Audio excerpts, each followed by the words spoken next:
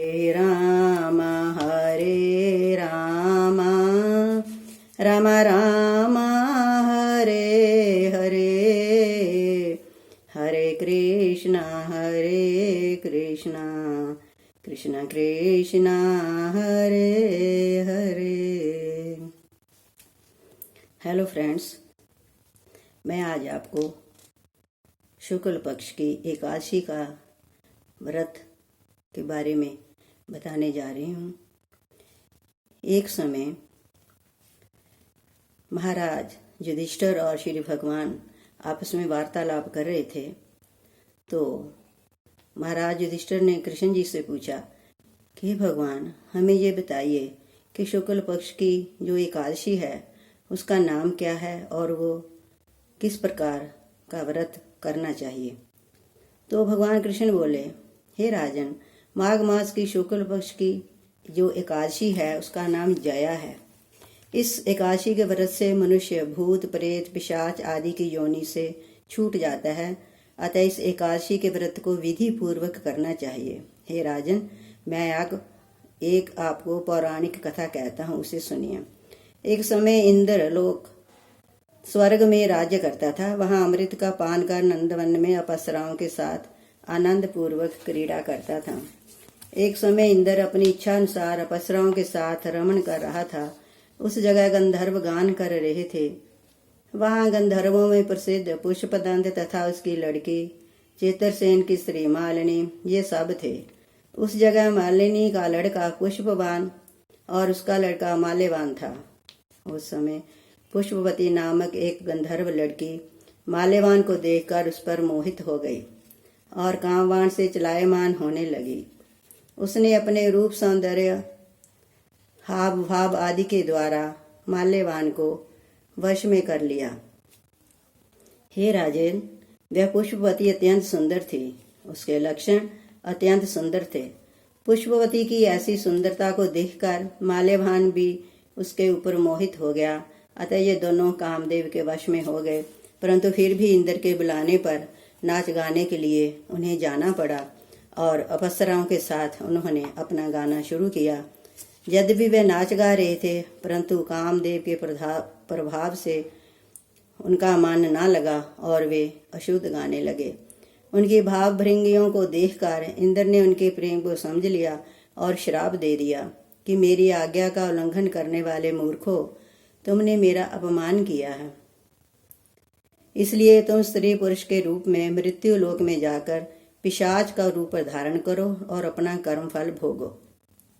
इंद्र का श्राप सुनकर वे अत्यंत दुखी हुए और हिमालय पर पिशाच बनकर दुख पूर्वक अपना जीवन यापन करने लगे। उन्हें गंध रस स्पर्श आदि का कुछ ज्ञान नहीं था। उस जगह महान दुख मिल रहे थे। रात दिन में उन्हें एक क्षण भी निद्रा नहीं आती थी। उस स्थान पर अत्यंत सर्दी थी, जिसके कारण उनके रोमांच खड़े हो गए। उनके दांत भी सर्दी से कटकटा रहे थे। एक दिन पिशाच ने अपनी स्त्री से कहा, ना मालूम हमने पिछले जन्म में कौन से पाप किए हैं जिससे हमें इतनी दुखदायी ये पिशाच योनि प्राप्त हुई है। पिशाच योनि से नरक के दुख सहना उत्तम है। इसी प्रकार अनेक विचारों के करते हुए अपना दिन व्यतीत करने लगे। दैव योग से एक दिन माघ मास के शुक्ल पक्ष की जया नाम की एकादशी आई। उस दिन इन दोनों ने कुछ भी भोजन ना किया और ना कोई पाप कर्म ही किया। उस दिन केवल फल फूल खाकर दिन व्यतीत किया और महान दुख के साथ पीपल के वृक्ष के नीचे बैठ गए। उस समय सूर्य नारायण अस्तांचल को जा रहे थे।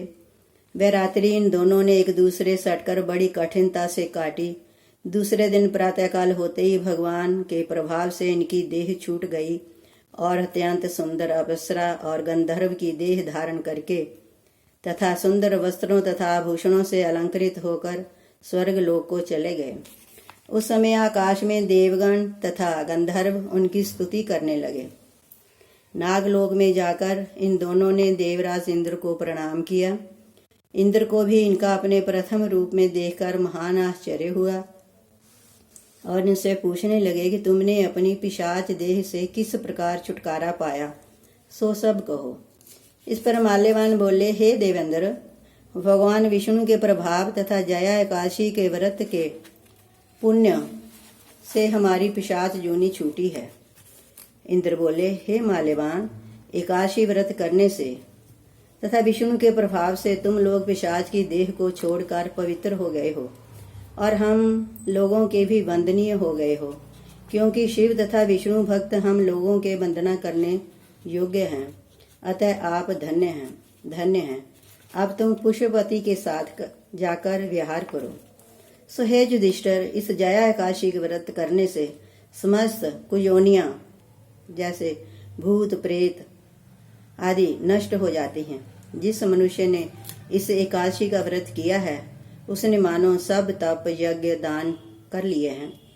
भगवान कहते हैं, जो मनुष्य भक्ति पूर्वक जया एकादशी व्रत करते हैं वे अवश्य ही सहस्र वर्ष तक स्वर्ग में निवास करते हैं। जैसे उन्होंने पिशाच योनि छूट गई इस व्रत को करने से। सो हे फ्रेंड्स, ये कथा यहीं समाप्त होती है और अब आपने कृष्ण भजन और आरती करनी है। जय श्री कृष्ण।